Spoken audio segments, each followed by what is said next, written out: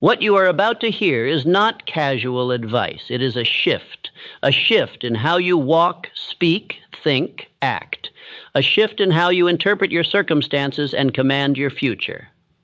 Let me tell you something that most men never grasp until it's too late.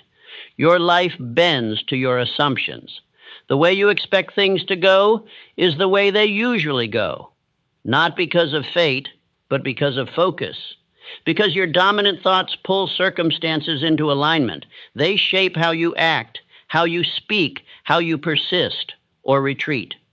So what if you assumed right now that everything is working out for you, even when it's hard, even when it's silent, even when there's no proof? What if you lived like the outcome was certain, like the door was already open, and all you had to do was walk through it? That is not wishful thinking. That is mental engineering.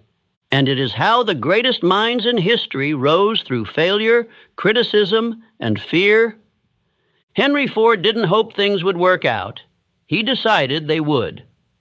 He poured his belief into the unknown before the world believed it was even possible. When everyone said the automobile was a fantasy, he built factories. Thomas Edison didn't doubt after his first 100th or 10,000th failed prototype because he assumed success was inevitable. He didn't need to see it. He carried it in his mind, and he acted as if it was already his. Charles Schwab didn't operate from fear. He operated from faith in his vision, a faith so strong that entire steel empires were shaped by it. His certainty was contagious. His belief made other men follow. And Andrew Carnegie, the man who transformed industry and wealth in America, he did not ask, what if this doesn't work? He moved as if the results were already secured. That is the energy that builds legacies. So why not you? Why not now? Why not today? You've spent enough time worrying, enough time hesitating, enough time telling yourself stories rooted in fear.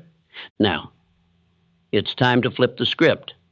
Because the version of you that hesitates, that overthinks, that shrinks when life gets loud, he cannot coexist with the version of you that walks in certainty. You cannot serve two minds. One must die. So today I hand you a new frame, a new filter, a new standard. Act as if everything always works out, not because it's guaranteed, but because it makes you unstoppable. Because when you assume that success is inevitable, you move with courage, you speak with authority, you command your life instead of negotiating with it. This video is your reset, your new operating system, and it is to be repeated, not once, not twice, daily, until your subconscious accepts this certainty as law, until doubt withers in the presence of your calm, because fear cannot live where faith is present. And the moment you live in alignment with the assumption that the outcome is secured, you destroy fear. So listen with intensity. Speak these truths aloud. Let them enter your nervous system like fuel. Because what we do next is not motivation, and it is reprogramming. And by the end of this hour, you will not think the same, and you will not move the same, and you will not be the same. Let's begin. Let's start with a question that has the power to rewrite your entire life. What if it all works out? Not just the small things, not just the comfortable outcomes, but all of it. The setbacks, the delays, the pain, the silence, the detours, the moments where nothing made sense. What if all of it, every piece of the struggle, is building the exact version of you required for the dream you've been asking for? Most people don't live in that possibility. They live in worry. They wake up bracing for failure. They talk about worst-case scenarios. They expect betrayal. They wait for the bottom to fall out, even when life is rising. And because of that expectation, they unconsciously direct their energy toward what they fear instead of what they want. But there's another way to live, a way that doesn't require hype, a way that doesn't demand perfection, a way that simply asks one thing from you: to believe before you see. Because here's the truth. Belief isn't a reaction. Belief is a choice. And that choice directs the energy of your mind. The subconscious does not argue with you. It accepts what you feed it, and then it builds around that assumption. If you say, things never work for me, your subconscious says, understood.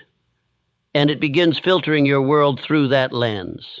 That's what you start to notice. That's what you start to expect. That's what you attract. Not because of magic, but because you stopped looking for anything else.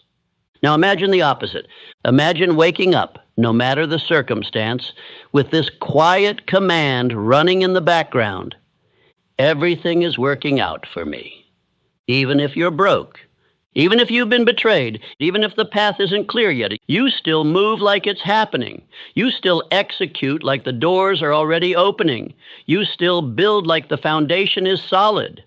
That belief alone, practiced daily, would rewire your entire life, because when you assume things are working in your favor, you become calmer under pressure. You become more patient in the waiting. You move with power even when the evidence isn't there yet. This isn't delusion. This is leadership of self. Thomas Edison once said, "I have not failed. I've just found 10,000 ways that won't work." That's not just perseverance. That's a man who assumed the light bulb was already his. It was just a matter of time. He didn't ask, what if this never happens? He asked, what else can I try because I know it's coming? That mindset is the difference between the man who folds after 3 setbacks and the one who becomes a legend. Henry Ford, when his investors laughed at the idea of a car for the common man, he didn't try to prove himself with words. He didn't shrink into fear. He moved forward like the world was wrong and his vision was already done. And that's not arrogance. That's assumption with discipline. It's the decision to act like it's working, even when you can't see it yet. The weak wait for proof. The powerful move as if the proof already exists. That's what this mindset gives you. It removes the need for validation. It replaces panic with posture. And it installs a new belief system. The outcome is certain. I just haven't arrived yet. So let me ask you again, what if it all works out? What if the delay was divine? What if the betrayal was protection? What if the confusion was construction? What if the thing you're calling a setback is the exact detour that will introduce you to the version of you actually need? You see, once you install that assumption, once it becomes your default, you no longer fear the unknown. You welcome it. Because the unknown is not the enemy. It's the evidence that something bigger is forming. And your only job is to keep moving, to build when it's boring, to lead when no one's clapping, to act like the outcome is locked in, even if the scoreboard says you're losing. Because the scoreboard doesn't measure your spirit. It doesn't track your faith. It doesn't see what's building behind the scenes. Only you know that. Only you know how deep this decision goes. So say it to yourself right now. I live as if everything is working for me. I don't panic. I prepare. I don't beg for signs. I build in silence. And I will not fold because I've already decided the ending. This is not mindset fluff. This is mental warfare. It is the choice to walk through the chaos with order in your mind, because once you decide how this ends, you don't need to flinch at the middle. Act as if everything works out. And soon it will, because what the mind accepts, the world starts to mirror. There is one quality above all others that separates the drifter from the builder, the lost from the locked in, the man who watches life happen from the man who shapes it with his own hands. That quality is definiteness of purpose, a clear, unwavering, unshakable aim, a target burned so deeply into the subconscious that it becomes impossible to ignore, even in silence, even in failure, even in doubt. This is not a vague dream, not a list of goals, not a wish list typed into a phone at midnight and forgotten by morning. This is purpose, written with fire, carried with discipline, protected with your life. Because without purpose, your energy scatters. Your hours are stolen by distraction. Your focus is hijacked by the next shiny thing. You chase a dozen paths and master none. You build halfway and then walk away. You mistake movement for momentum, activity for achievement, noise for direction. But when you become a man with definiteness of purpose, your path narrows, your vision sharpens. You stop waking up wondering what the day will bring and start commanding the day to deliver what you have already decided. That's power. That's the beginning of transformation. Look at every man who changed the course of history, and you will find a purpose behind his steps. Henry Ford didn't aim to be wealthy someday. He decided to revolutionize transportation, and he pursued it with a focus so sharp the world had no choice but to adjust. Charles Schwab didn't dabble. He knew what he was there to build. He knew what Carnegie needed, and his purpose was so magnetic that others followed. Not because he demanded it, but because his clarity made hesitation impossible. Abraham Lincoln didn't drift into greatness. He made a decision so clear, so final, that not even a divided nation could shake it loose. That's what you need now. A final decision, a line in the sand, a sentence that lives in your bones, so clear that your mind orbits around it every single day. Let me ask you, do you know your purpose? Do you know without a doubt what you are here to do? Because if not, no strategy, no system, no motivational video will save you. Your progress will always be temporary. Your habits will collapse under pressure. Because the one thing that holds it all together is your why, your decision, your purpose. So write it down. One sentence, not 10. 1. What is it you must build before your time here is done? Who must you become? What must you give? What is the result that your life demands? Not because it's easy, but because you decided it matters more than anything else. That's your purpose. And once you have it, you read it aloud every morning. You write it by hand every night. You don't wait to feel inspired. You rehearse it until it replaces every other thought. This is the foundation of all confidence, to wake up and know where you are going. You don't compare, you don't scroll, you don't flinch, because your steps are already assigned. Everything you do, the food you eat, the books you read, the habits you install, the words you speak, the risks you take, it all bends toward one thing, your definite purpose. And that gives you spiritual immunity against distraction. You no longer envy other men's paths because you are locked into your own. You no longer fear failure because you know it is part of the construction. You no longer need approval because your purpose gives you authority. And from that place, your decisions become easy. Clarity becomes your compass. Time bends in your favor because the universe, your mind, and every atom of your being begins to conspire around one thing, completion of the mission. But without that purpose, even the best habits will drift, even the strongest man will fall, even the most brilliant mind will chase things that don't matter. So write the sentence, etch it into your soul. This is not for someday. This is not for when life calms down. This is the day you stop living like a leaf in the wind and start moving like a builder with orders from within. Say it now.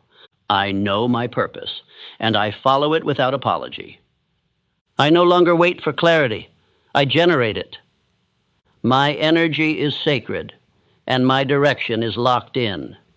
This is how empires begin, not with noise, but with one decision burned so deeply into a man's spirit that even time itself bows in his direction. And if you haven't made that decision yet, make it now, because the clock is still running, but your focus hasn't been. You've got work to do. You've got power to build, and none of it will happen without purpose. Faith is not something you wait for. It is not a gift that descends from the sky. It is not the result of hope or circumstance. Faith is something you build. It is constructed the same way a building is constructed, brick by brick, act by act, thought by thought, until you stand in the middle of something so strong, so stable, that even your doubts must bow before it. Let me tell you a truth most men will never understand. Faith is not emotion. It is repetition. It is the byproduct of consistent, disciplined belief, spoken aloud, written down, acted upon, until your subconscious accepts it as fact. You don't find faith. You forge it. You train it. You rehearse it until it no longer requires evidence, because it becomes the evidence. And here's the key. The mind doesn't believe what is true. It believes what is repeated. That is why so many men believe in failure, because they've rehearsed it. They've spoken doubt daily. They've imagined disaster over and over. They've aligned their actions with fear, and then wondered why faith hasn't arrived. Let me be clear. You cannot rehearse weakness and expect strength to show up. You cannot marinate in hesitation and expect certainty to grow. Faith, like muscle, is earned through resistance. It is built by applying pressure to your comfort, and every time you follow through, especially when it's hard, you earn more of it. That is why autosuggestion is not a game. It is the gateway. It is the act of deliberately feeding the mind the identity you have chosen, not the one you were given, not the one they labeled you with, the one you designed. That's why I don't tell you to casually watch a video and hope it changes you. I tell you to repeat it, to study it, to speak it back. Because when you do, when you make those words louder than the doubt, something extraordinary happens. You start to believe yourself. That is the root of all personal power. To know that when you speak, your subconscious listens. So you begin each day with command, not confusion. You wake up and speak the script of the man you are becoming, not just because it sounds good, but because you know it is writing new grooves in your mind. And those grooves will become the path your feet walk. Thomas Edison did not succeed because he felt inspired. He succeeded because his faith in the outcome was greater than any single failure. 10,000 times he tried. 10,000 times he found a way that didn't work. But he never called them failures because his faith was anchored. He had already seen the light before the world did. And every act of effort, every moment of fatigue, every time he reset his tools and started again was another layer of belief. John D. Rockefeller didn't rise by luck. He trained his thinking like a man trains for war. He believed in systems, in structure, in certainty. And that certainty came not from chaos, but from mental rehearsal. He built wealth in his mind before he ever built it in the world. You must do the same, and you must see yourself follow through. You must imagine yourself moving with power. You must speak to yourself like a general giving orders to a loyal army, with calm, with clarity, with conviction. Because your subconscious mind is listening. It is always listening. And every word you whisper, every phrase you repeat is either building faith or breaking it. So let me ask you, are you speaking power or poison? Are you reinforcing courage or conditioning cowardice? Are you using your words to lift yourself or lower yourself? Because what you repeat becomes real. Faith is not loud. It is not flashy. It does not beg for attention. Faith is silent, grounded, steady.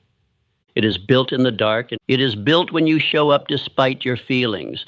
It is built when you say, I will, and follow through without applause. It is built when no one is looking, and you move anyway. That's how Abraham Lincoln led a nation through fire. He wasn't the most popular. He wasn't the loudest. But he believed in the vision so deeply, so completely, that no critic could shake it loose.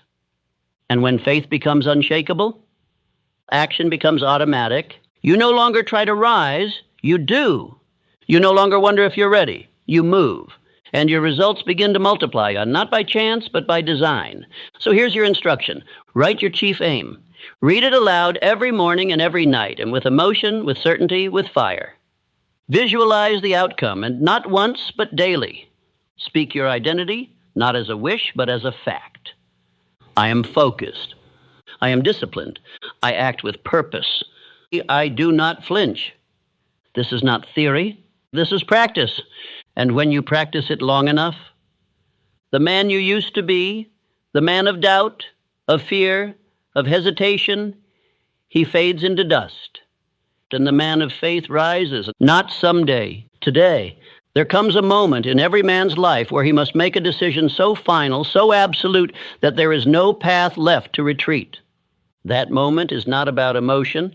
It's not about confidence. It's about commitment. Burning the bridge means this. You remove all exits, all fallback plans, all quiet excuses that whisper, if this doesn't work, I can always go back. No, you can't. Not anymore, because that man is gone. Let me tell you something that every titan of history has known. You do not truly transform until you remove the option of staying the same. You cannot build a new life while clinging to your old one. You cannot become someone new and still hold space for the person you used to be. You cannot win with your eyes halfway on the rearview mirror. Charles M. Schwab didn't become the president of Carnegie Steel by playing it safe. He wasn't the smartest man in the room. He was the most decided. He carried himself like a leader before the world saw it. He aligned his speech, his tone, his energy with his desired position. And in doing so, he closed the door to mediocrity. When he walked into the room felt it. You want that kind of presence? You must decide so fully, so violently that your past self is stunned into silence. This is what it means to burn the bridge. It's not symbolic. It's strategic. When you remove the option to quit, when you make it so there is no going back, you activate a part of your mind that most men never touch. It's the part that must win, because it has no choice. Andrew Carnegie demanded this from his men. He didn't want those who were interested in success. He wanted men with one obsession, men who burned the bridge to every other pursuit. He understood this truth. A divided mind is a defeated mind, and so must you. You cannot serve two identities, the man you've been and the man you are becoming. One of them has to die. That means you must remove everything that gives the old you oxygen, every distraction, every excuse, every person who keeps you small. You say you want to rise? Good. Then it's time to remove the staircase back down. You say you want to become unrecognizable? Then stop keeping souvenirs from your past self. That means you delete the contacts that drain your focus. You clear your space of things that reinforce the old habits. You stop visiting the mental corners where doubt still lives. You destroy the comfort you used to retreat to, because comfort is a liar. It says, you're fine where you are, but greatness never lives there. Greatness begins the moment you close the back door and walk forward with fire. That's what Henry Ford did when he bet everything on the assembly line. He didn't ask for permission. He didn't try to convince the skeptics. He decided. And in that decision, he removed failure as an option. People laughed. He didn't. Because a man who has burned the bridge does not have time to entertain doubt. He is too busy executing. Now listen to me carefully. You will be tempted, more than once, to look back. You will think about how easy it was to be lazy, to scroll, to sleep in, to live without pressure. And that voice will sound reasonable. It will offer balance. It will tell you, it's okay, just this once. That voice is the final ghost of the old identity. Kill it. Do not entertain it. Do not respond to it. Do not explain yourself to it. Replace it. Every time it whispers, you speak louder. I said 90, not 9. I act from decision, not from feeling. I move because I chose this path, not because it's easy, but because it's mine. Do you understand what that does? It hardens your will. It trains your subconscious to believe that your word is law, that your actions are not suggestions, they are commands. This is where the edge is formed, because now you don't need emotion to move. You don't need motivation.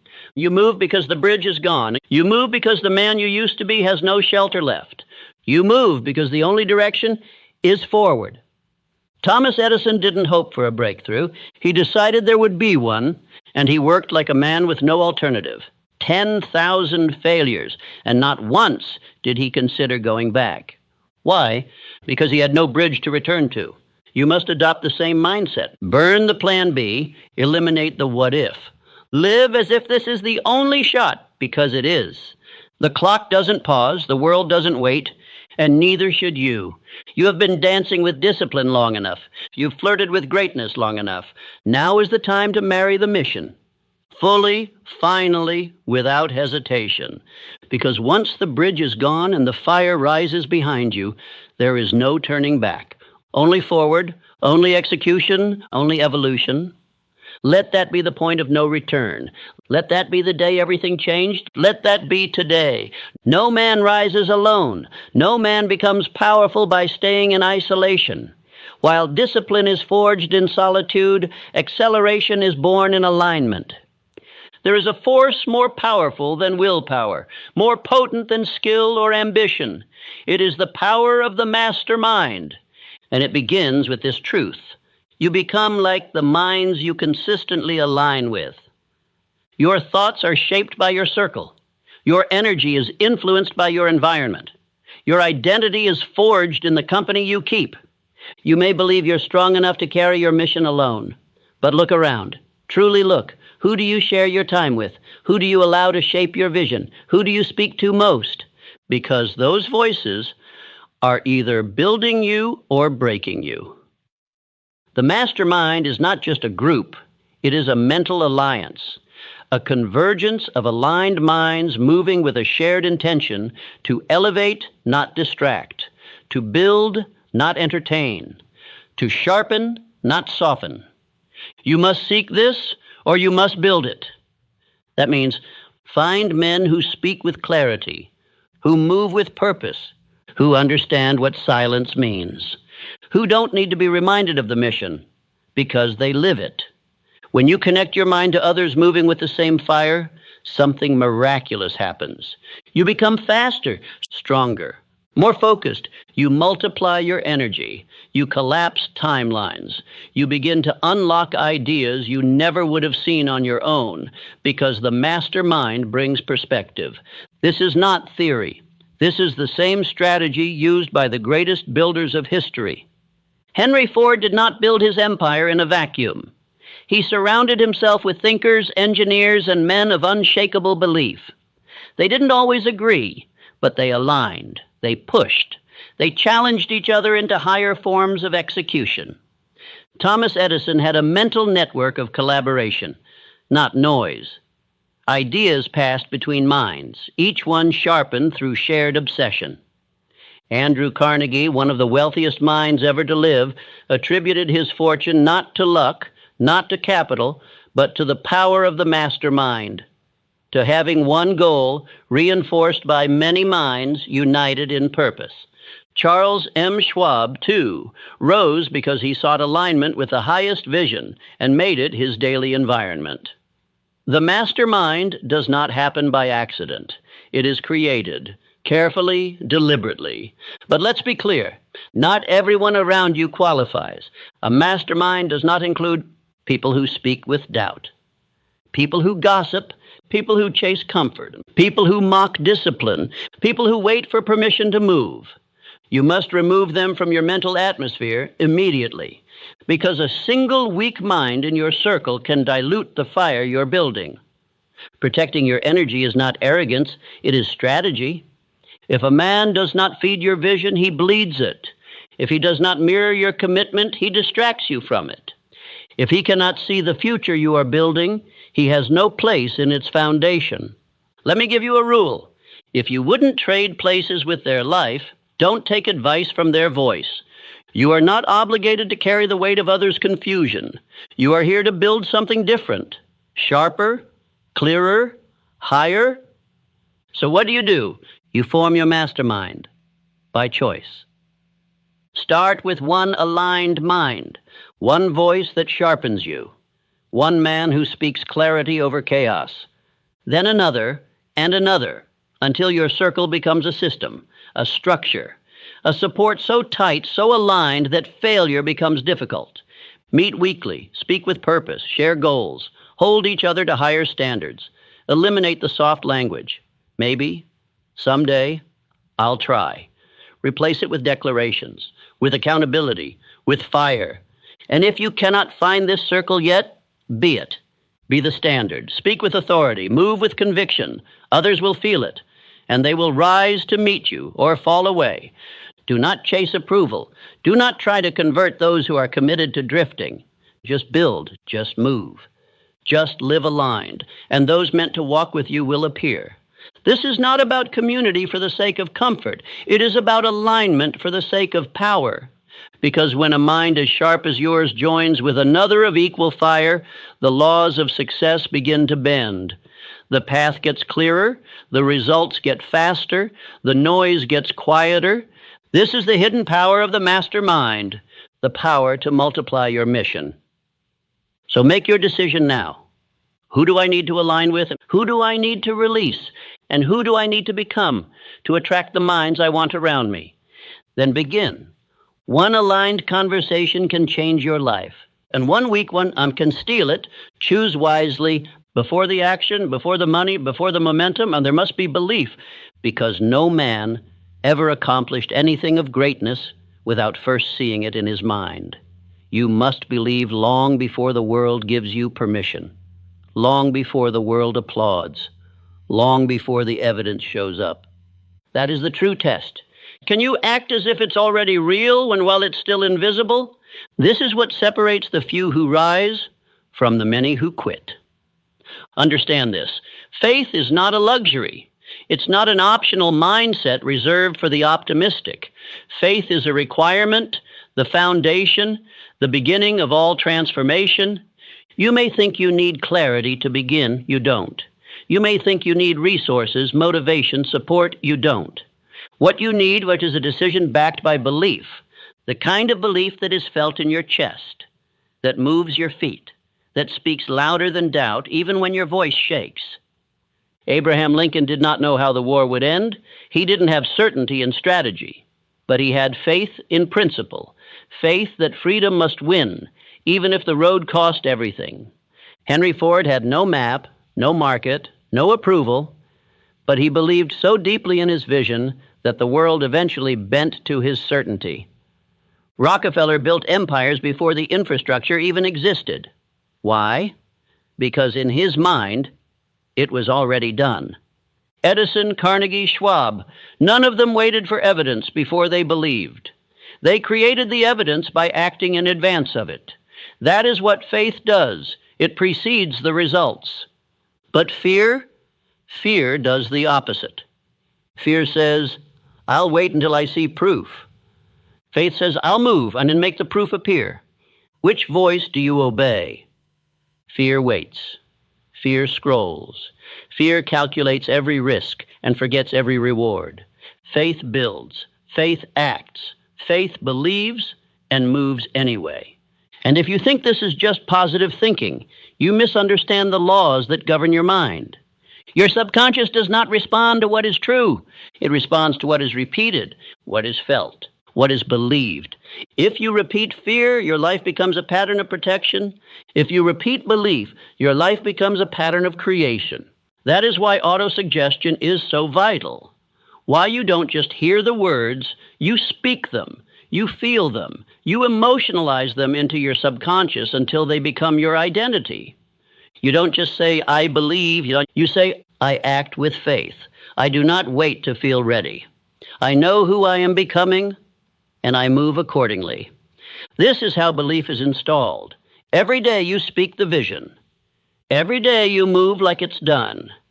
Every day you refuse to let fear direct your decisions. That's the part most men miss. They think belief is just mindset, but belief is also motion. If you want to believe, act like you believe, because action reinforces belief. Each time you follow through without evidence, each time you show up when it's hard, each time you keep your word in private, you build a new identity, an identity that says, I don't need proof. I am the proof. Let me give you a law. Belief precedes performance. You will never outperform the image you hold of yourself. So the question is not, can I do it? The question is, what am I rehearsing? What am I telling myself daily in silence? What identity am I speaking into existence or avoiding out of fear? Because the world doesn't respond to potential. It responds to certainty. Certainty in your voice, certainty in your movement, certainty in your presence. You cannot fake that. It must be forged. And you forge it through daily rehearsal, through repetition of belief in the absence of proof. Every morning, speak your vision. Every evening, reflect on your actions. Every hour, refuse to betray the man you said you're becoming, and watch what happens. The fear doesn't vanish, but your faith gets louder. The doubt doesn't disappear, but your decisions override it, until eventually your belief becomes undeniable. And so do you. This is not mysticism. This is not fantasy. This is the reality of how every empire begins, with an invisible vision, believed in so deeply, repeated so often, acted on so boldly, that the world has no choice but to see it too. So choose your belief now. Choose what you'll repeat, because you are always programming your mind. The only question is, with what? Let your faith become your foundation, and let your daily actions as prove it. If there is one trait that separates the builders of history from the men who remain in hesitation their entire lives, it is decisiveness. The ability to choose and never retreat. You do not drift your way into greatness. You decide your way there. One decision, repeated without apology, becomes the dividing line between those who make history and those who only watch it unfold. Let this be understood. Indecision is the breeding ground of fear. And the longer you wait to choose, the louder the doubt becomes. A man who delays decays. Every time you hesitate on your next step, you make room for second guessing, for outside opinion, for fear disguised as logic. And slowly, your energy leaks. Your clarity fades. Your conviction crumbles. And this is why a man must train himself to decide fast and change his mind slowly. That is the habit of the elite. Henry Ford was not a man who asked permission. He did not poll the crowd. When he made a decision, it was final, forged in fire. Even when his own engineers told him that an 8-cylinder engine in one block was impossible, he told them, build it anyway. And they did, because his decision was stronger than their doubt. Charles M. Schwab, in the steel empire of Carnegie, rose not just because he was competent, but because he was decisive. He didn't hesitate. He didn't dance around responsibility. He moved. He understood the pressure of command and made the hard calls. This is what most miss. They think successful men are the smartest or the most connected. No. They are the most decided. They walk into the day knowing who they are. They don't need to feel ready. They are ready because they said so. Look at Andrew Carnegie. He didn't build his empire through endless research. He built it through direction. One goal, one mission, one purpose, chosen with finality, and from that decision, everything else was shaped. Your life works the same way. Until you decide who you are, the world will keep assigning roles for you. It will hand you scripts. It will offer distractions. It will tempt you to stay average. But when you decide, truly decide, the world has no choice but to rearrange around that choice. Here is the law. Decision creates identity. Indecision preserves the old self. So if you keep drifting back into old habits, it is not because you are weak. It is because you have not decided to leave them behind. What's worse, indecision breeds more indecision. It compounds. And soon your life becomes a loop of almost starts and nearly finished goals. But when you choose, when you burn the bridge, when you kill the backup plan, you create an energy that cannot be faked. That energy, the world responds to it. Your mind aligns to it. Your standards are born from it. Let me give you an instruction. Make one powerful decision today and refuse to revisit it. If it's fitness, decide. If it's business, decide. And if it's who you're becoming, decide now. And when the voice of doubt creeps in, when the temptation to adjust or wait or feel it out shows up, you don't listen, because the decision is already made. Thomas Edison didn't ask the light bulb for permission. He didn't wait until he had all the answers. He decided, and he pursued over 10,000 attempts, not trials, decisions. You need that same resolve, because each decision, thus backed by definiteness of purpose, builds your internal spine. And once your spine is built, the storms of life lose their power. They cannot move a man who has already decided. Even Abraham Lincoln, who faced the weight of a nation in civil war, was not paralyzed by indecision. He was methodical, but he was final. His Emancipation Proclamation was not born of public applause. It was born of personal resolve. That kind of decision shapes the future. So ask yourself now, what decision have you been avoiding? What goal have you kept open so you don't have to commit? What mission have you left negotiable? Draw the line today. Say it out loud if you have to.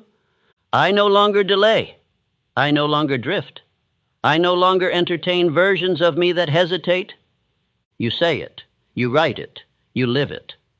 And from that one decision, all other actions flow. Because the truth is this. Most men are not waiting on opportunity. They are waiting on permission to decide. But I tell you now, no one is coming to give it. The greats didn't wait. They chose. So choose. With spine, with fire, with finality. And from that moment forward, you become unshakable. There is a secret embedded in the foundation of every fortune. It is not luck. It is not timing. It is not charm. It is the habit of doing more than one is paid to do. This law, the law of compensation, governs advancement like gravity governs motion. It does not discriminate. It does not miss. It simply returns to each man the value he contributes, multiplied over time. And here's the truth most will never understand. You are not paid for your time, and you are paid for your value. And value is determined by one thing, how far you're willing to go beyond what is expected. The average man performs at the level of his paycheck. But the exceptional man, he performs at the level of his potential. He doesn't wait to be rewarded. He becomes so effective, so consistent, so deeply valuable that reward becomes inevitable.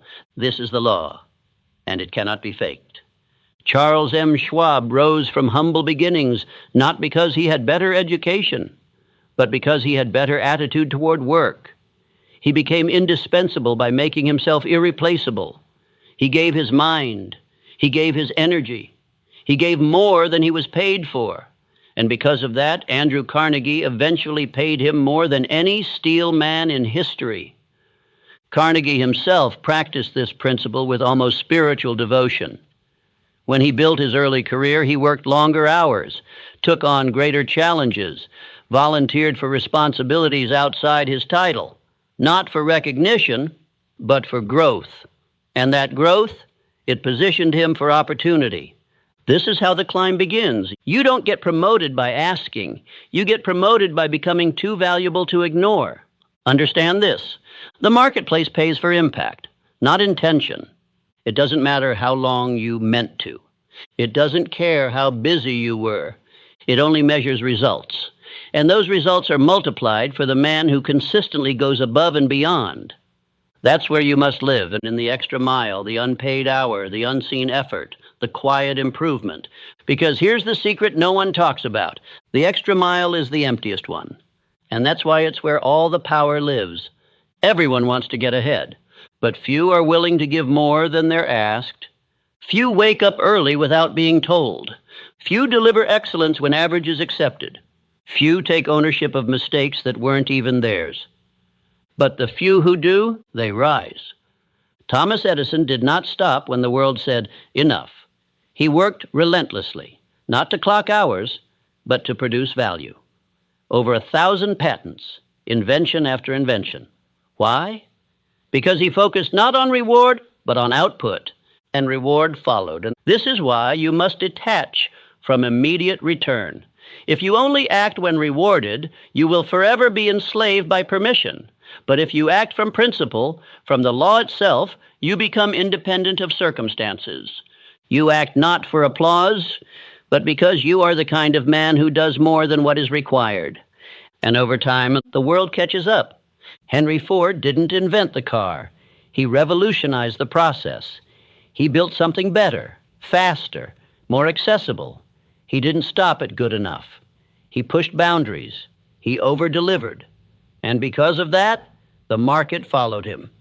Success is not reserved for the lucky. It is earned by the man who outserves, outimproves, and outlasts. That is what you must install, not just in business, but in your home, in your discipline, in your mission. When you do more than expected, you become more than expected. You grow. You gain self-respect. You earn influence. And most importantly, you rise above the competition without needing to destroy anyone else. So here's your challenge. Where can you over-deliver today?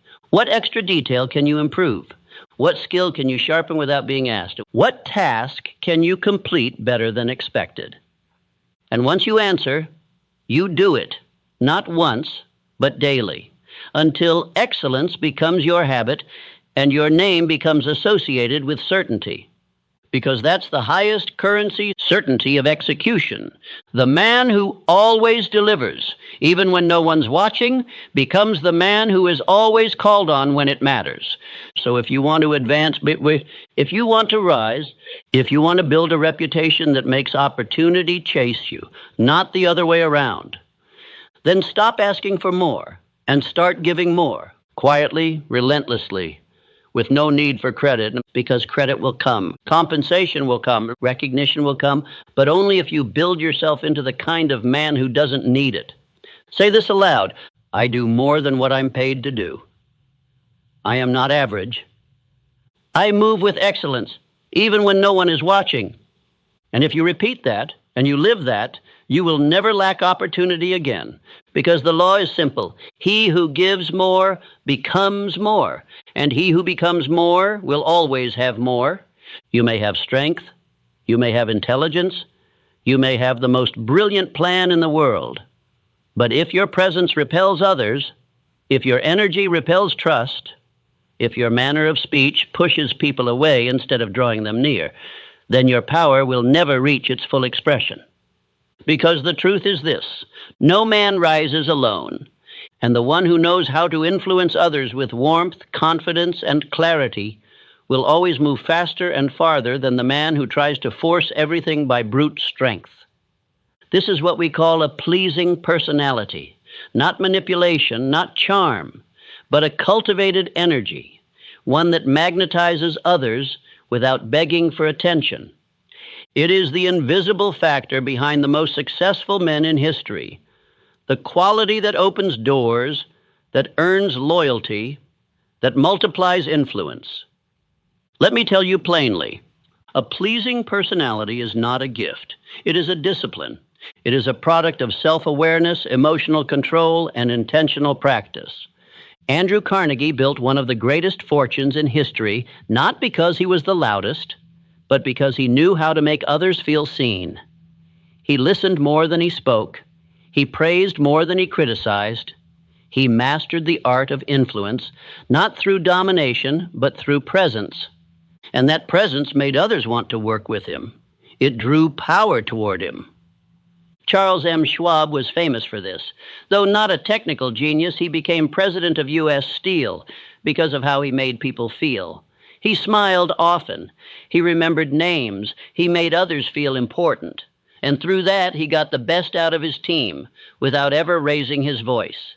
Because power isn't just force. Power is the ability to move others willingly. You must understand this.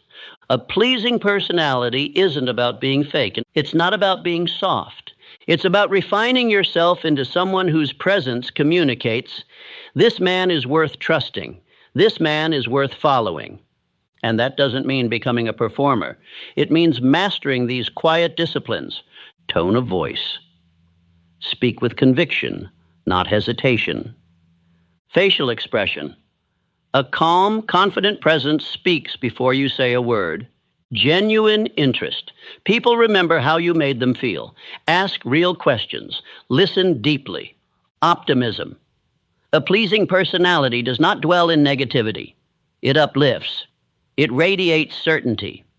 The world is full of loud, bitter, argumentative men trying to prove themselves. But the man with a pleasing personality, he doesn't argue, he doesn't shout, he doesn't over-explain. He influences, he persuades. He builds bridges where others burn them. Thomas Edison worked with teams of brilliant minds.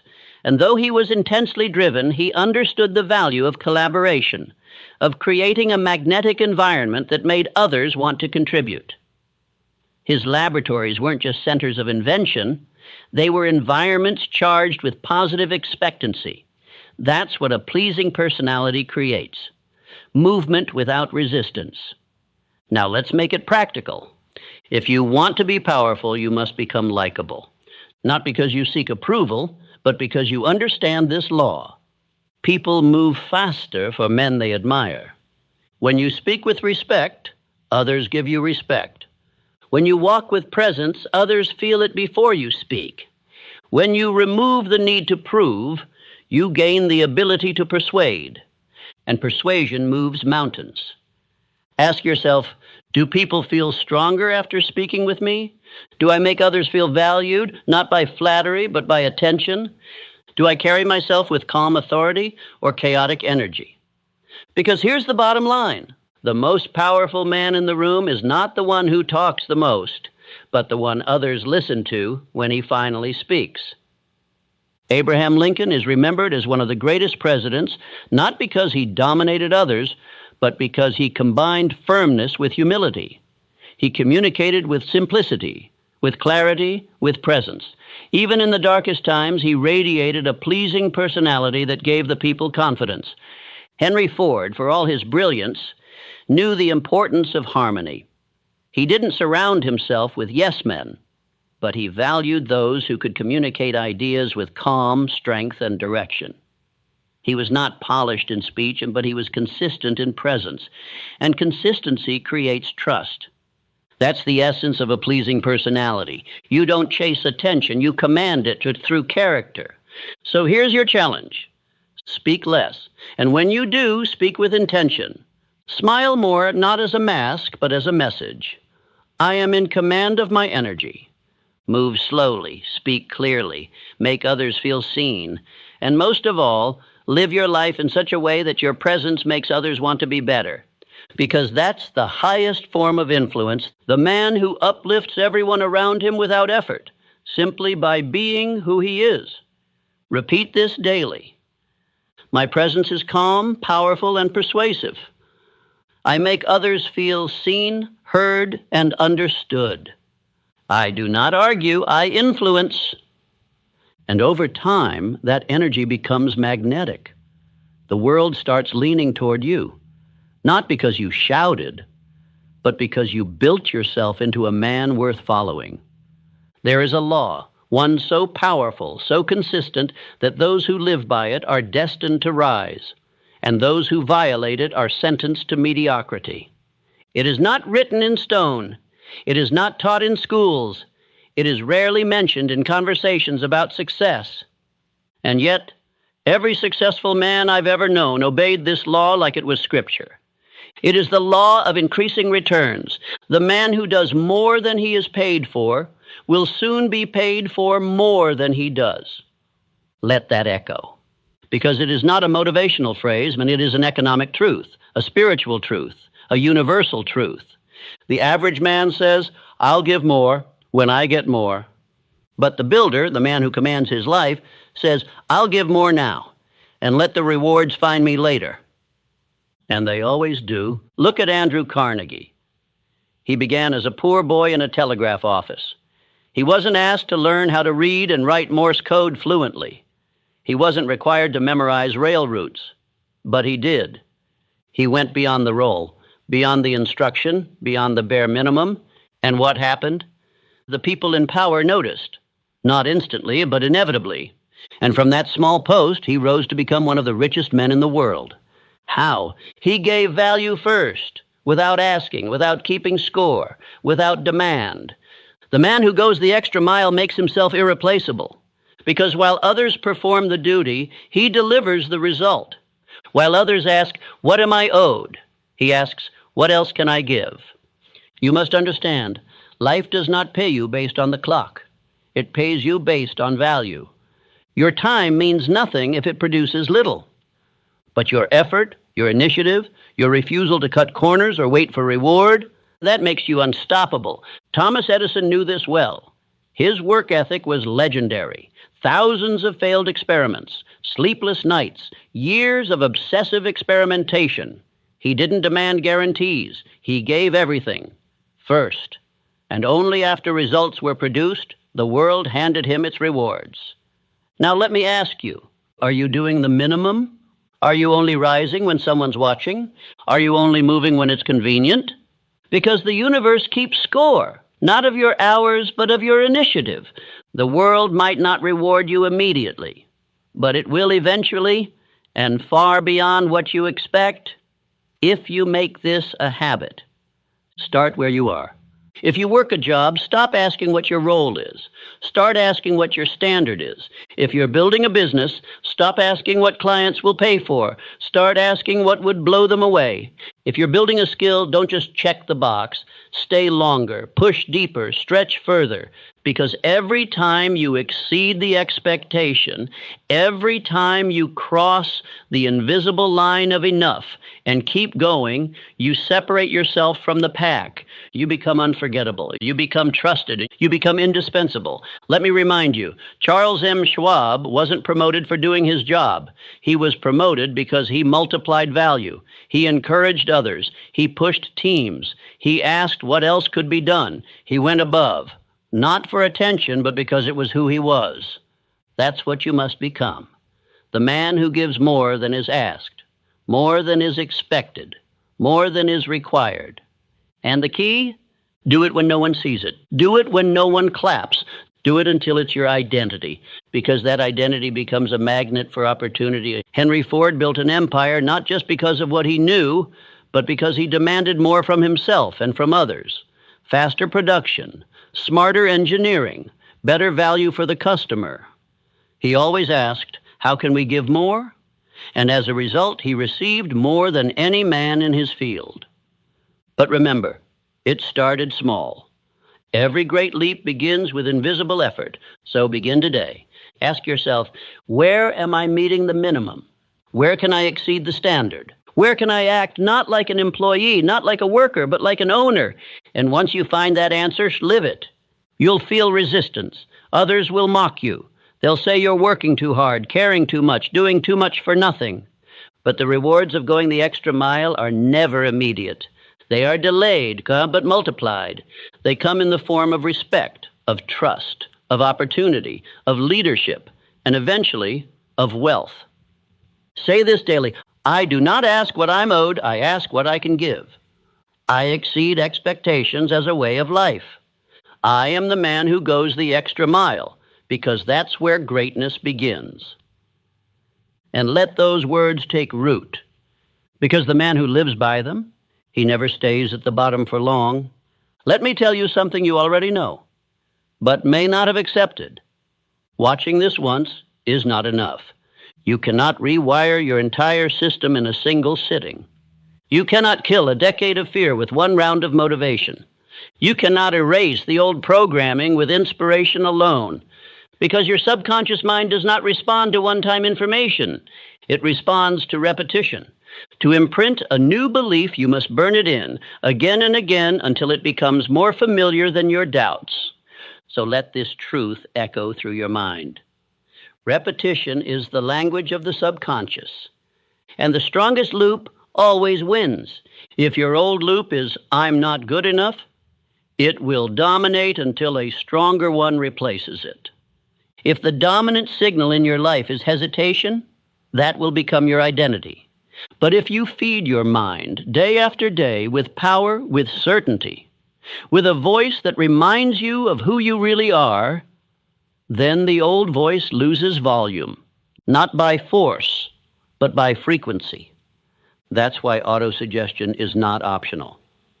It is the method, the tool, the mechanism by which you reprogram who you are at the core. And how does it work? You play this again. You speak the lines aloud, not casually, but with energy. You memorize the phrases that struck you. You repeat them in your mind when resistance rises. You let this message become your mental software. You don't listen for entertainment. You listen for identity installation. Because you are not just here to feel better, you are here to become unrecognizable. Let me show you something. Close your eyes and say this to yourself. I am not afraid. I act without hesitation. I am focused. I am certain. I am becoming who I was meant to be. Feel what happens in your body when you say those words. Do you feel it shift? That's not imagination. That's neural reinforcement. That's your identity being updated in real time. Now multiply that by 90 days. You say it once, it's a spark. You say it every morning for 90 days, it's a circuit. And you speak it until it becomes your baseline. Until the words don't just sound strong, they are your voice. Because here's the law. What you feed forms you. What you repeat becomes you. So don't let this message fade. Don't treat it like a video. Treat it like a ritual. Build your morning around it. Make it part of your environment. And if someone asks why you keep playing the same message again and again, tell them this. Because I'm not here to be entertained. I'm here to be rebuilt. Your mind is programmable. Always has been. The only question is, who's writing the code? From this moment forward, you are. So play this again. Speak the words with fire. Walk into your day with certainty, because every time you repeat power, you weaken fear. And now, let's close this chapter the only way a man committed to transformation should. You've listened. You've absorbed truth after truth. Not theories, but tools. But now comes the most important part. You walk, not as the man who started this video, but as the man who has already become what he used to chase. You don't move like you're trying. You don't speak like you're hoping. You walk like it's done. That's the posture of a man with power, not because he knows everything, but because he knows himself. So from this moment forward, you move differently. You walk into the gym like the transformation already happened. You step into your work like the breakthrough already came. You make decisions like success is already unfolding behind the scenes, because guess what? It is. Everything is working in your favor, but only if you act like it. Faith is not passive. Faith moves, faith builds, faith walks like the outcome is certain. That's not delusion, that's identity. That's alignment. So before this video ends, before you step back into the world, I want you to say this with power. Out loud, spine tall, chest forward. I am not afraid. I act without hesitation. Everything is working in my favor, and I move like it. Now say it again slower and mean it. I am not afraid. I act without hesitation. Everything is working in my favor, and I move like it. That is your identity script now. You don't need validation. You don't need applause. You don't need anyone to understand the fire that's burning in your chest. You just need to keep going. Because the world rewards the man who moves with certainty. Not noise, not explanation, certainty. You don't have to explain your decisions to people who haven't earned the right to hear them. You don't need permission to rise.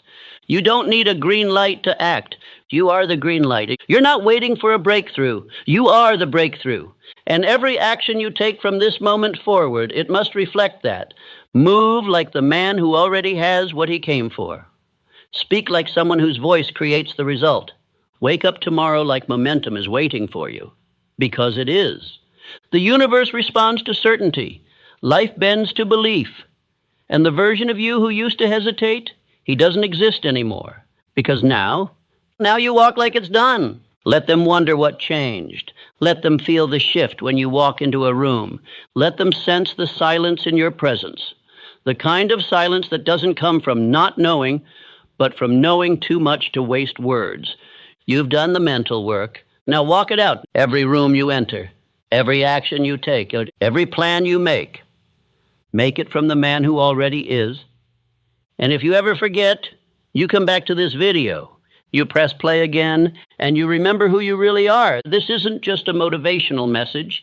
This is a mental installation, and you don't install it once. You live it, you rehearse it, you become it.